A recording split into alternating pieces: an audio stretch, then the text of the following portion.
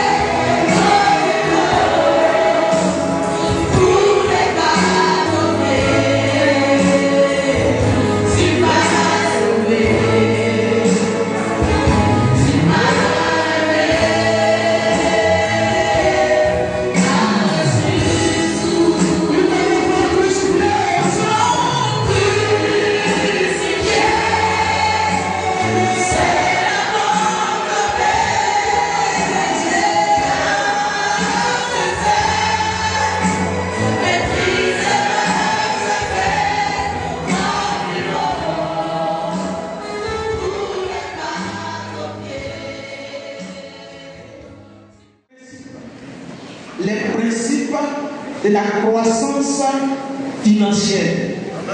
Répète avec moi, les principes de la croissance financière. Qui n'aime pas ça? Qui n'aime pas l'argent? Celui qui n'aime pas l'argent n'a pas se lever là. Papa, il va comme ça. Alléluia. Gloire à Jésus-Christ. L'argent ne doit pas être organisé. L'argent ne doit pas être dirigé. C'est son amour qui prend la place de Dieu dans notre cœur. Amen. Mais sinon, l'argent est utile. L'argent est utile. J'étais dans une église de mes fils, il était ici, il priait à un moment pendant que j'étais à un moment. Donc il est allé à la rue de Neuve, il a tiré quelques conseils.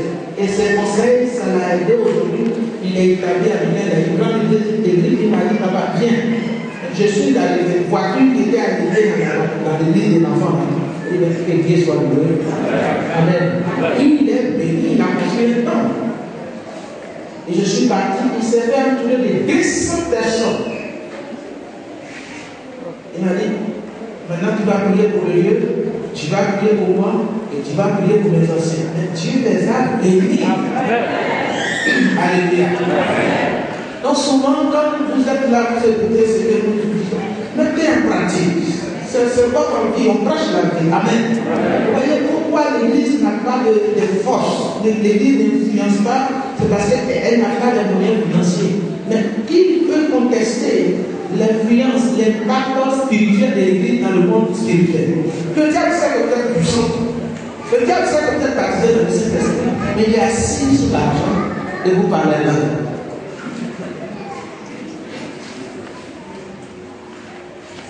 Le diable est assis sur votre argent et vous parlez là et vous méditez.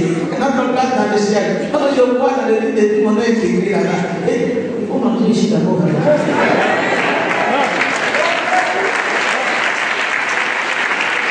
Au ciel, il n'y a pas l'université. C'est ici que nos enfants vont aller à l'université. C'est ici que nous allons faire. Mais toi, tu dois trouver l'argent pour travailler. Même dans le corps de Christ, dans le corps de l'Église, il y a des choses que vous devez savoir. Amen. Alléluia. Des choses que vous devez savoir afin que votre vie financière puisse être continuelle. Elle continue de croître à tous égards. Parce que je m'en vais vous dire que ce qui est écrit dans la Bible au niveau des finances est clair et net. Amen. Si tu ne veux pas croire, vois-moi, regarde-moi. Là-dessus, je peux te dire que vous êtes mes imitateurs. Vous comprenez? Amen. Je sais que vous savez aussi. Voilà un grand semeur. Quand on ici à la rue, c'est sous sa seule vie qu'on a fait. On priait que tout se passe bien, que son papa ne tombe pas en panne. Amen. Il a été filé de l'intime avec les voyants. Gloire à Jésus-Christ. Alors, si vous priez bien, vous jetez bien. Je vais commencer la prédication comme ça. Je n'ai pas encore fait la lecture. Vous priez bien, vous jetez bien. Et que vous ne donnez pas la dîme de Dieu.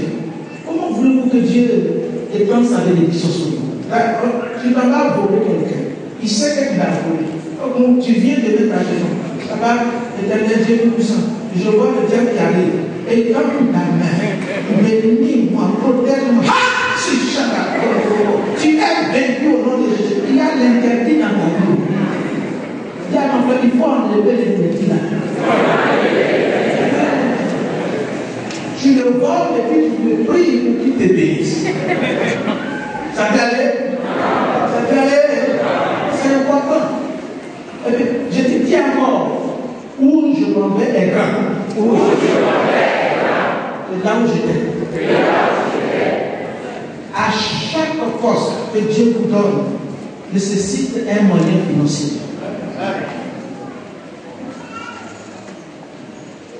C'est important. Pourquoi on dit il a été élevé directeur et puis directeur général. Il n'y a pas de lien. Vous parlez de c'est le titre là qui le fait danser beaucoup. Non, il a déjà fait le calcul de son salaire. Non, il a déjà fait ça. Vous comprenez? Quand le monde vous élève là, il y a des bénéfices qui s'en suivent. Amen. C'est la même chose, bien aimé. C'est tellement important. Quand Dieu bénit, il faut être reconnaissant. Maintenant, allons la Bible est là, dans Proverbe chapitre 11. Proverbe 11, verset 24 à 26. Proverbe.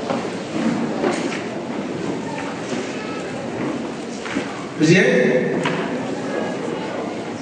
Tel qui donne libéralement devient plus.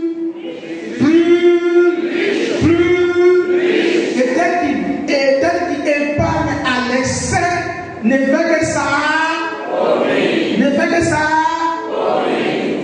Pourquoi vous ne répondez pas que ça vous touche? Libéralement devient plus riche. Et tel qui épargne à l'excès ne fait que ça. L'âme bienfaisante passera. Et celui qui arrose sera lui-même. Et verset 26. Celui qui retient le blé est maudit dur, mais la bénédiction est sous la tête de celui qui le prend. Alléluia. Et vous asseoir. C'est la parole de Dieu. La croissance financière. Qui veut croire dans la vie financière? Qui veut croire? Amen. Je suis béni, je suis libre, parce que ce mot est écrit dans la Bible. Richesse. Libéralement. Tout commence par là. Ne fais que s'enrichir. Donner libéralement. Ça veut dire, lorsque vous avez quelque chose dans la maison de Dieu, et que vous avez 100 000 francs, vous savez que la dîme c'est 10 000 francs. Ne cachez pas le reste de votre argent à Dieu. Dans ça, apprenez à faire offrande. Si tu as donné la dîme, tu ne l'as pas donné avec libéralité parce que c'est un ordre. C'est un ordre. Mais ce qui vient après la dîme, c'est ça qu'on appelle celui qui donne.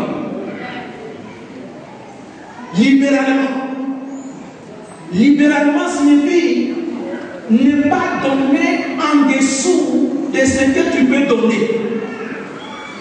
Si tu le fais, tu l'as fait. mais ce n'est pas avec une libéralité. C'est fait avec un égoïsme. C'est ce que ça veut dire. De Dieu. La première personne qui fixe ses regards sur ton argent, c'est Dieu. Et plus tu deviens, tu donnes libéralement, plus tu deviens riche. On ne te contraint pas. On ne te force pas. Il y en a même quand ils vendent les choses, ils cachent l'argent. Ça marche, il dit oui. Et puis il a commencé à intercéder dans son cœur pour ne pas que tu te donnes. C'est combien ils ont acheté. Alors déjà, il va là-bas que tu connais la Bible, non? Donc quand tu dis, ah, ça a marché, ils ont acheté, il dit oui. Et puis il te donne l'eau. Il est en train de faire des incantations sur toi pour ne pas que tu te demandes combien. À combien ils ont acheté. Ils vont à la maison. Non seulement ils ne peuvent pas faire ce qu'ils ont prévu de faire avec l'argent caché à Dieu, mais ils sont frappés de la malédiction. Et la malédiction financière, on n'est pas délivré de cette malédiction par la prière, mais par la restitution. Par ce que tu as pris à Dieu, tu lui donnes. Ce que tu as refusé de donner à Dieu, tu lui donnes. Il y a une sœur à Yamoussoukro. Il y a un homme de Dieu qui est venu le voir là-bas pour pouvoir travailler au sein de la mission.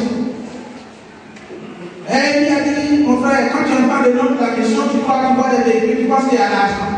Même notre premier responsable, les costumes qu'il porte là, il n'a jamais acheté. C'est des dons. Ici, si tu viens, tu dois travailler pour être accueilli. Les gens pensent, parce qu'ils sont enfants de Dieu, automatiquement, ils sont bénis. Oui. Et la bénédiction, la protection divine, c'est aussi une bénédiction. Dieu t'épargne du danger, il t'épargne des difficultés, mais tu auras les yeux pour contempler ceux qui avancent financièrement, parce que là où on ne sème pas, là aussi on ne mange pas.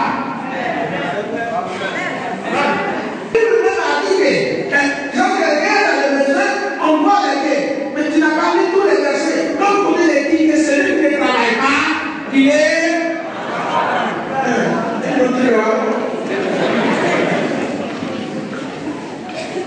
Il y a des gens de vie. Même quand quelqu'un ne travaille pas, que tu as l'habitude de le faire, donc, tu les gâtes. Amen.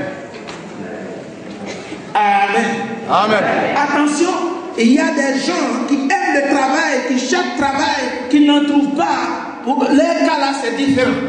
Mais je vais parler des paresseux, des escrocs. Donc quand tu peux donner, David a dit quoi? Je ne donnerai rien à mon Dieu qui ne me coûte pas, qui ne me coûte rien. Ce qui ne me donne, David là, ce n'est pas seulement son superflu qu'il donne à Dieu, mais ce qui est dans son cœur. Quand il donne, son comme ça qui est au roi. Maintenant, dès là, ça s'est passé comment? L'Éternel pourvoit. L'Éternel pourvoit. Gloire à Jésus-Christ. Et puis, il dit quoi? Celui qui retient le lait est côté du peuple, mais la bénédiction est sur la tête de celui qui le vend. Cela veut dire quoi précisément? Cela veut dire que parmi les frères et sœurs, d'autres ont les moyens.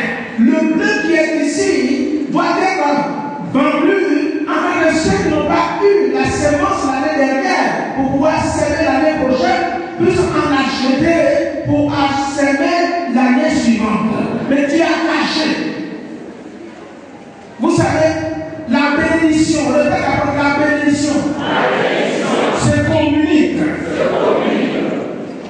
Amen.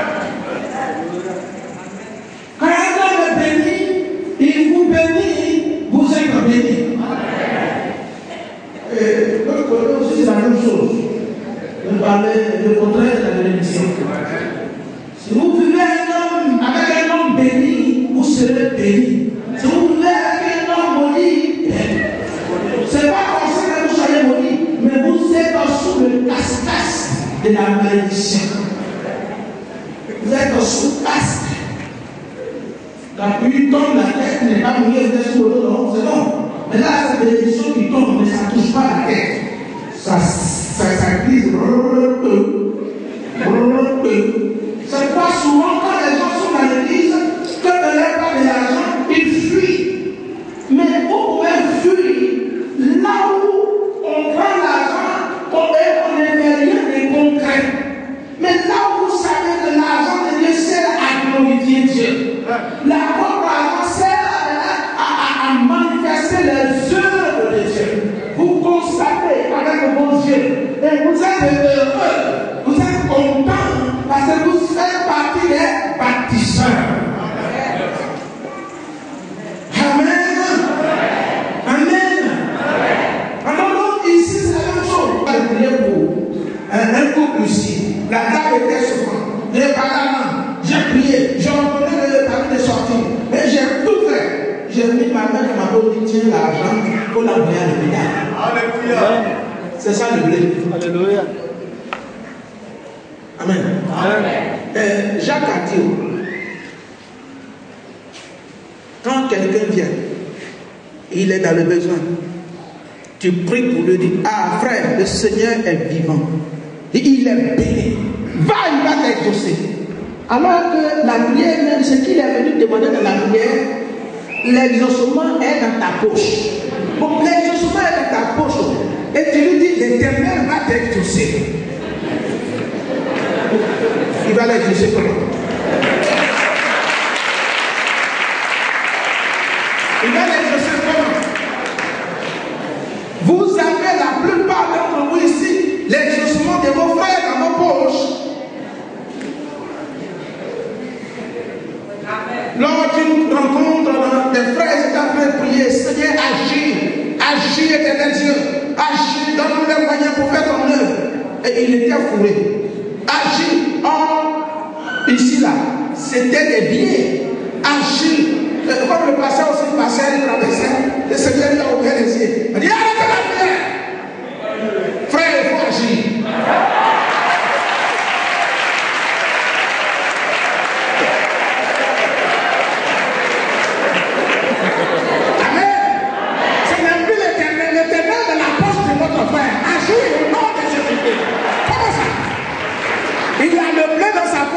Il demande à l'Éternel, envoie le blé pour que tes enfants ne meurent pas de faim.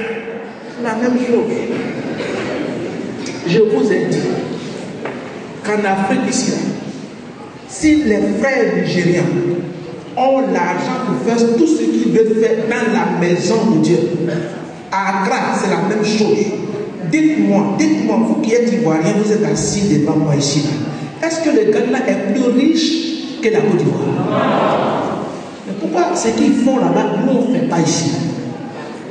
Un, parce qu'on ne nous a pas enseigné qu'on peut faire plus que. Deux, parce que nous sommes avares.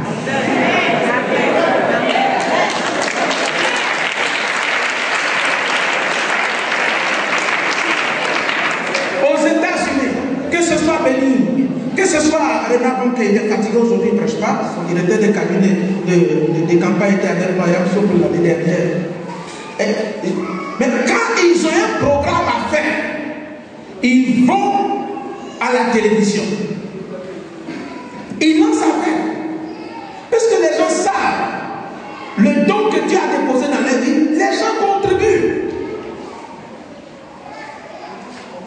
C'est avec ça qu'il faut le problème. Mais ici, ça ne peut pas marcher. Pourquoi? Parce que non, mon église c'est de l'autre côté. Là-bas c'est de l'autre côté. Donc nous serons là où il ne faut pas. Amen. Amen.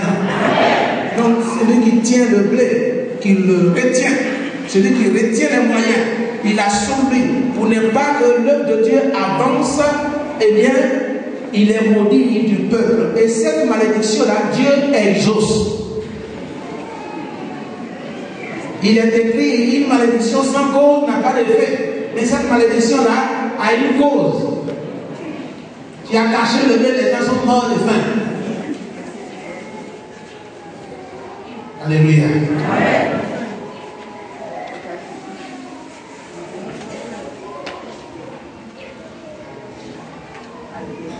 Quand vous avez quelque chose à faire dans la maison, un projet de 10 millions, vous priez le Seigneur. Et que Dieu étend ta main.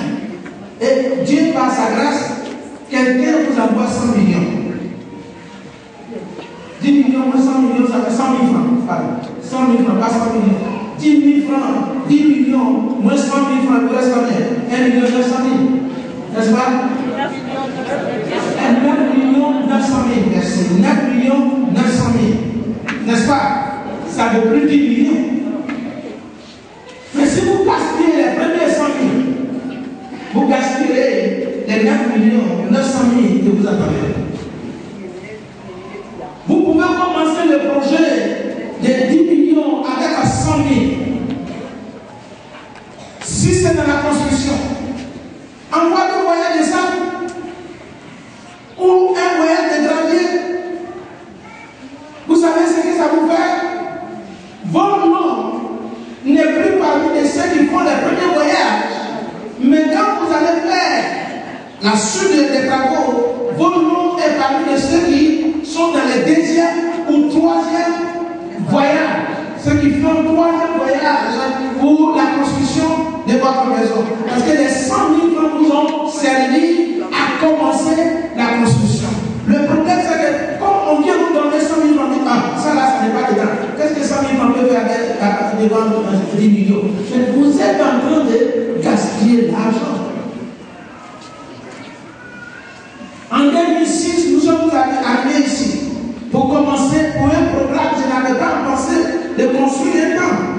Après avoir fini de faire le programme, je suis venu ici. J'ai visité et le Seigneur m'a dit, commence le temple.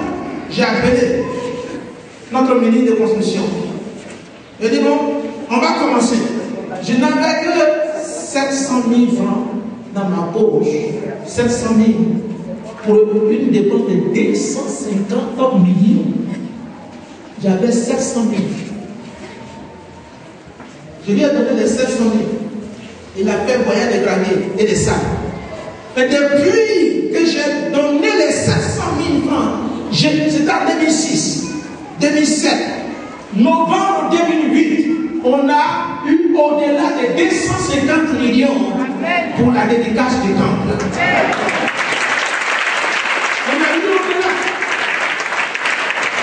On a eu au-delà. C'est ce que Élisée a enseigné à la femme. Parce que plusieurs d'entre vous pensent que l'argent pour leur bien-être se trouve toujours dans l'avenir.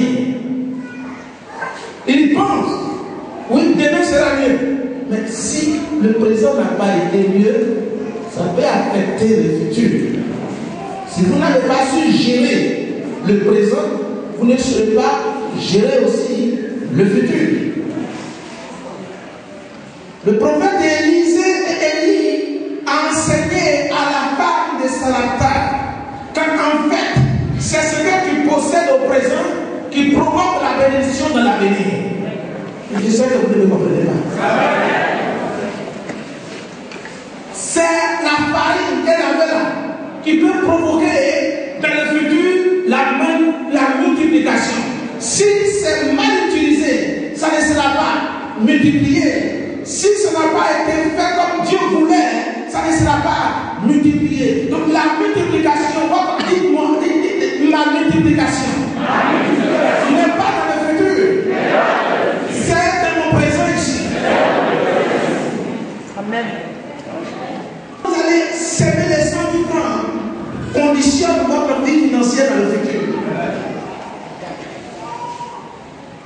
Si vous ne savez pas gérer 100 000 francs, vous ne pouvez pas savoir si gérer 200 000. Ce n'est pas possible. Parce que Dieu dit, il vous éprouve dans les petites choses.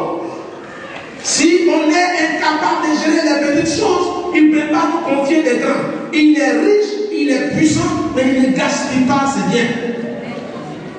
Dieu n'est pas un gaspilleur. Il commence à vous donner l'argent pour le prochain. En ce moment-là, vous avez plusieurs tentations qui viennent. Au village, on vient vous dire non, la grand-mère est malade. Et sinon, papa, j'ai dormi aujourd'hui, j'ai vu trop de démons. Boum, à l'hôpital. Ainsi de suite. Et vous allez rentrer dans l'argent que vous allez demander à Dieu pour l'autre projet. Et puis tu lui dis, après Seigneur, toi-même tu sais tout. Quand tu m'as donné l'argent là, tu ne m'as pas protégé. Il y a eu tellement de maladies et j'ai dépensé l'argent dedans. Dieu n'aime pas ça. Amen. Regarde quelqu'un dit, Dieu n'aime pas ça. Quand il a donné les talents, qu'est-ce qu'il leur a dit? Travaille pour que ça porte. L'autre a travaillé, il a eu tout plus. Ce que Dieu vous donne, ce que Dieu vous donne, pour faire exactement la chose pour laquelle il vous a donné. Cela est très important. Et quand c'est fait ainsi, l'argent se multiplie. Plus votre argent multiplie, plus votre pensée aussi se multiplie. Dieu vous donne des qualifications internes pour pouvoir gérer vos biens. Amen. Donc, pour ne pas être exposé à ce genre de tentation, à ce genre de gaspillage, parce que ça vient du diable, dès que vous avez le début de ce que vous avez demandé, dès que ça commence à arriver, commencez à travailler. Mettez l'argent dans la chose pour laquelle vous avez demandé à l'Éternel. Alors, quand tu le fais, il ne faut pas épargner. Amen.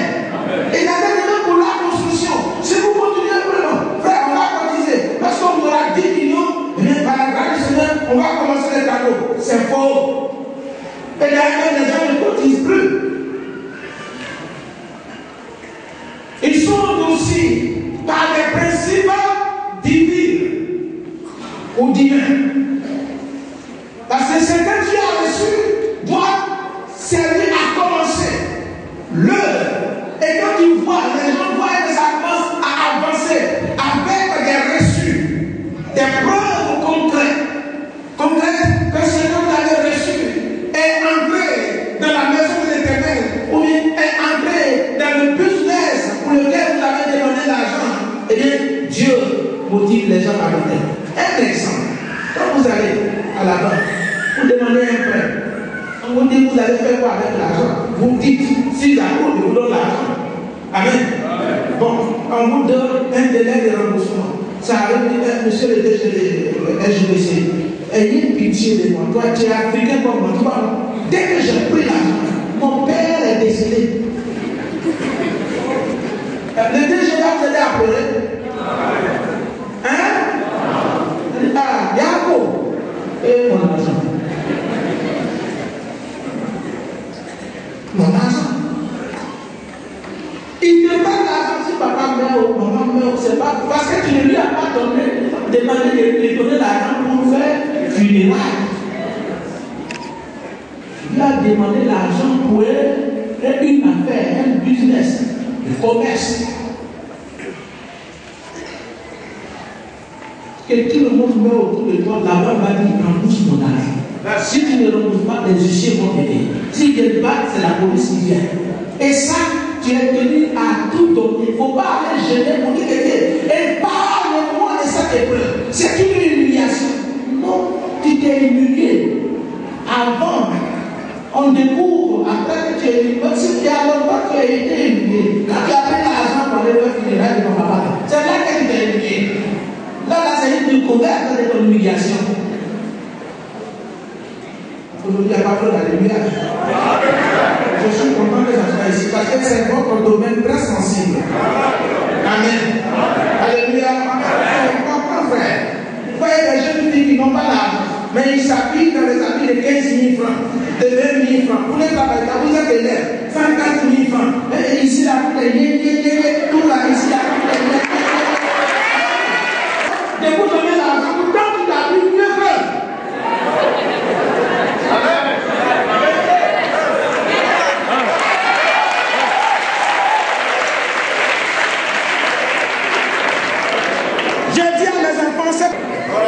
Le bac a bu mieux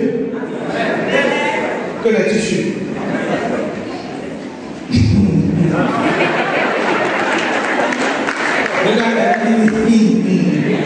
Alléluia. C'est ça, ce sont des principes de la croissance. Quand tu commences avec, tu ne reviendras plus en arrière. L'Éternel te soutiendra. Il sait avancer dans les principes des finances. Alors, il pourvoira à tes besoins.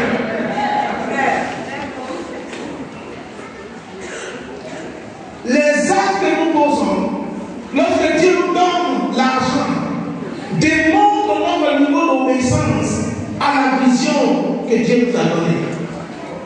Une fois l'homme de vision a la chose importante dans sa main, les actes qu'il pose là, quand il a l'argent dans sa main, démontrent son obéissance à la vision que Dieu lui a donnée. Lorsque vous êtes un chrétien, vous êtes dans une assemblée. C'est à vous que je m'adresse. Ce n'est pas à moi, c'est ça qui est concerne. Je les ai déjà mis en pratique, donc je partage avec vous. En tout cas, ça là, c'est pas sanctification. La sanctification, vous êtes premier. Ici, là, j'ai déjà venu. Voilà.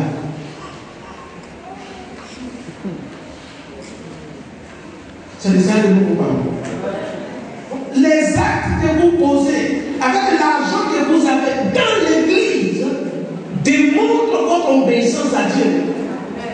Le niveau de votre obéissance et de la vision dans laquelle vous servez Dieu. Or, vous savez que vous ne pouvez pas être équilibré sur le plan spirituel si vous ne servez pas Dieu dans une église de vision. Les églises qui peuvent vous permettre de diversifier vos sources de finances, qui vous permettent d'accéder au haut lieu dans les postes et même dans les affaires. Il y a des portes, beaucoup de portes, mais qui sont fermées pour les enfants de Dieu. Parce que ce n'est pas la prière qui ouvre la porte des finances, c'est le don. Il n'a pas dit celui qui prie libéralement devient plus riche. Il dit celui qui donne devient plus riche. Celui qui donne libéralement devient riche. Donnez-vous dans la maison de Dieu. Alléluia. Pour les jeunes frères qui sont en train de chercher du travail, cela vous concerne aussi. Commencez à s'aimer maintenant. Commencez à s'aimer. Et votre futur sera glorieux. Et même c'est une grâce pour vous qu'à votre âge déjà, l'église est là et elle vous instruit pour pouvoir s'aimer votre argent dans la maison de Dieu. D'autres n'ont pas eu cette grâce. C'est dans les catalogues et dans les cigarettes qu'ils vendent, qu'ils dispersent leur argent. Et à 50 ans, ils sont déjà vieux. Ce que vous appelez vieux là, en fait, ce n'est pas les âges, c'est les pauvretés qui a tout dit. Voyez ce papa-là. Quand vous le voyez, il est jeune, n'est-ce pas? Depuis 1992 que je l'ai connu, il n'a pas changé. Parce qu'il a la joie du Saint-Esprit. Oh, frère, tu verras. Laissez-moi vous dire une chose. La semence de la maison de Dieu va gérer.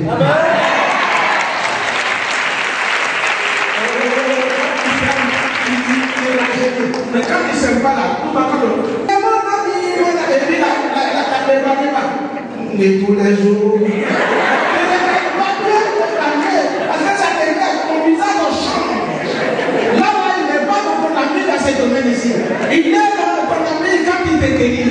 Il n'est pas contaminé quand il te guérit de l'accident. Il n'est pas contaminé quand les volets viennent. Il siffle, il crie, il pique, il ne regarde pas.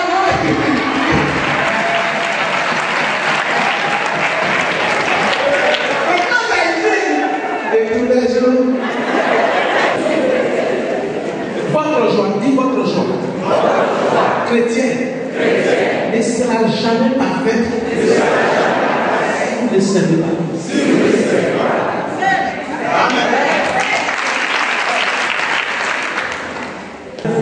N'est-ce pas? Celui qui passe à Noël, il a la joie. Il n'a pas la joie de ceux qui récoltent. Tu ne peux pas récolter parce que tu n'as pas semé. Et puis frère, quand je vais faire des carrossages, je peux t'inviter. C'est-à-dire qu'ils viennent, c'est beaucoup, cette année c'est beaucoup de cacao. Amen. Il y en a même un carrossage qui se coupe la cacao avant de boire.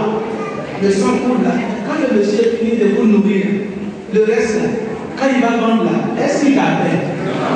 Non. Ne pas participer à cette joie. Laissez par le passé prendre toute votre bénédiction. Restez là, ne faites rien. Prenez votre argent pour aller faire funérailles.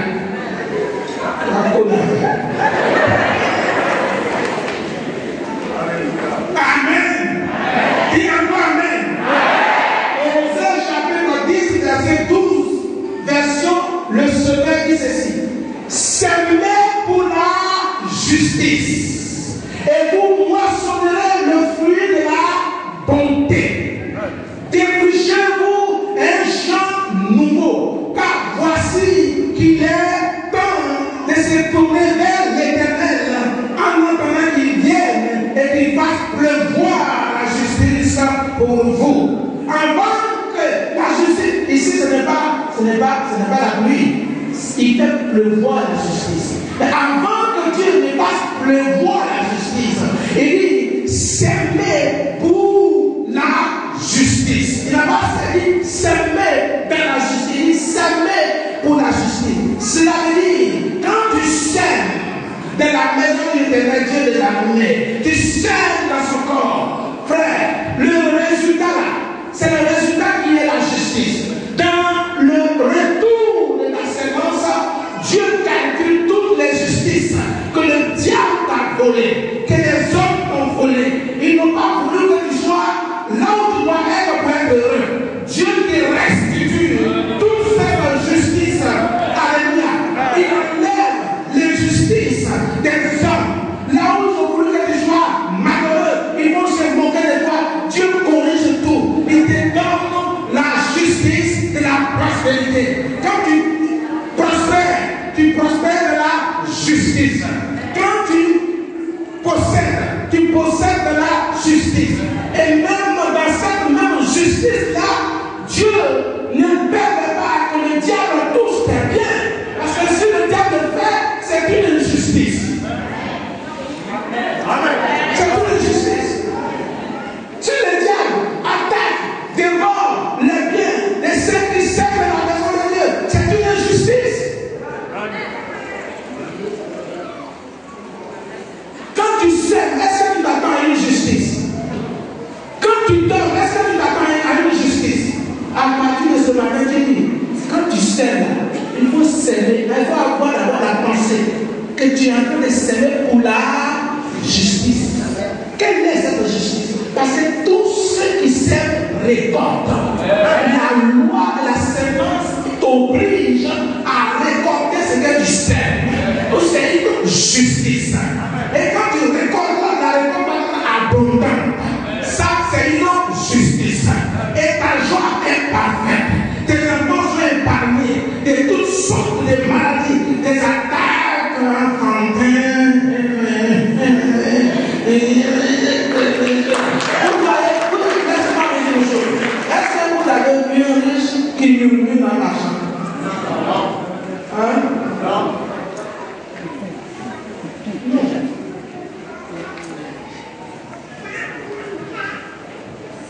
Un homme de Dieu qui marche, qui commence à parler tout seul, s'il ne parle pas langue, ou bien il ne prophétise pas, priez pour lui. Alléluia. Alléluia. Non, c'est bon. Non, même pas. Michel a servi. Agis. Je l'ai fait, mais attention, je n'étais pas convaincu de faire. C'est lui qui m'a dit de le faire. En parlant ainsi, tu jettes toute la bénédiction sur lui. Parce que c'est lui qui a dit donne à Or, celui qui va se mettre à donner à l'Éternel, il n'est pas une ennemi de Dieu. Toi, tu te plains là, mais cette plainte-là, elle est fausse. Tu te plains, la plainte-là est fausse. Tu n'as pas de fondement. Quelqu'un dit Alléluia. Dis, parce que tu prêches bien.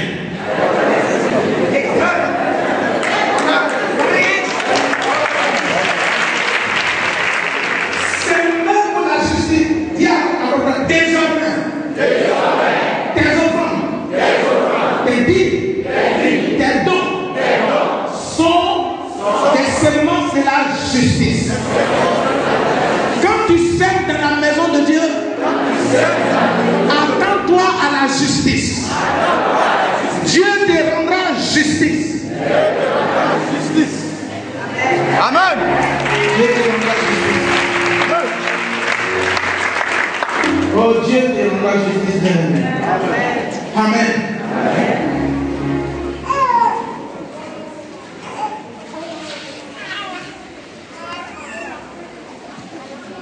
Dis 1 million. Dis aussi 1 million. 1 million. Appelez.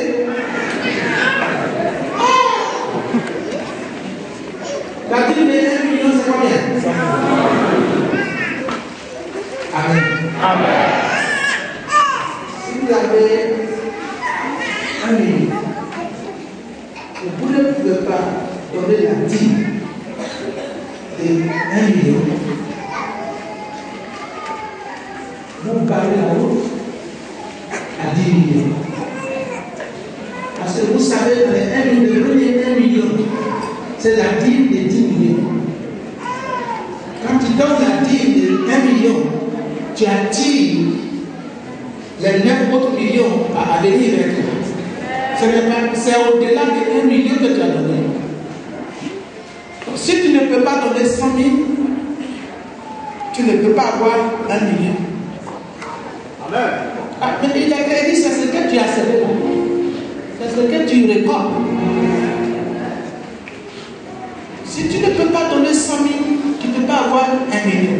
Si tu ne peux pas donner 1 million, 1 million c'est la dîme de quoi? De combien? Mais si tu ne peux pas donner 10 millions à 1 million, tu bloques les 10 millions. Tu bloques. Tu bloques. Pour la plupart d'entre nous ici, c'est nous qui bloquons notre propre bénédiction.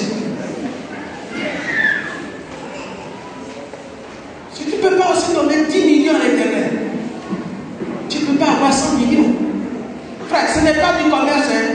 Je vous parle de la semence. Le principe de la semence. Pour quelqu'un qui allait bien, qui sait ses reins et qui donne 10 millions à l'Éternel, ça change la vie. Ça change la vie. Ça change la vie. Toute votre vie change. Votre vie économique change. Professionnelle, matérielle, santé aussi. Tout change. Parce que quoi? Tu sais que ton argent et toi-même, vous êtes là pour la gloire de l'Éternel. Pour la gloire de l'Éternel. Gloire à Jésus-Christ. Amen. Bien que là où on ne sait pas 100 000 francs, on ne récolte pas 1 million. Là où on ne sait pas 1 million, on ne récolte pas 10 millions. Alléluia.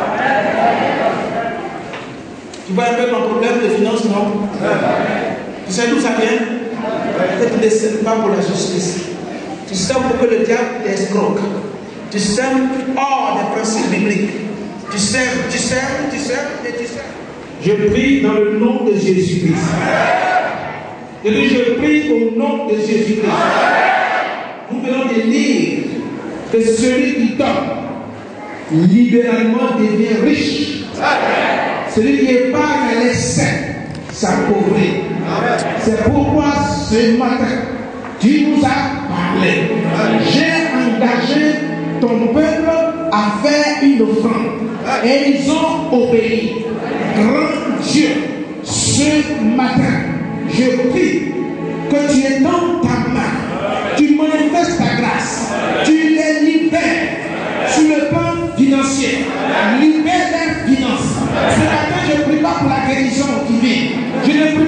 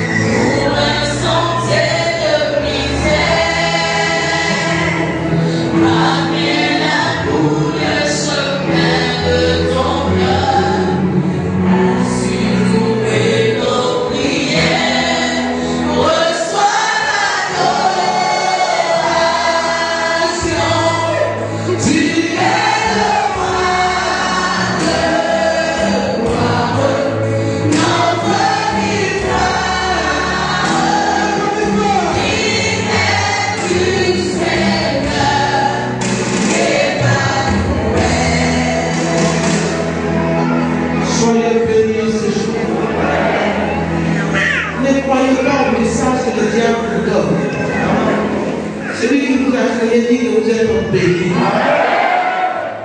Quelle que soit la qualité du temps, il pourvoira à tes besoins. Non seulement pourvoir à tes besoins, mais tu auras l'argent pour faire ce que tu dois faire. Tu auras l'argent pour tes projets.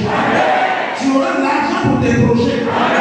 Dieu te donne l'argent pour tes projets. Il le fera de façon miraculeuse. Parce que l'impossible n'existe pas là où on sème. Que la saison nouvelle arrive. Alléluia! La saison de la semence appelle la saison de la récolte. Que Dieu vous bénisse. Vous êtes bénis aujourd'hui. Amen.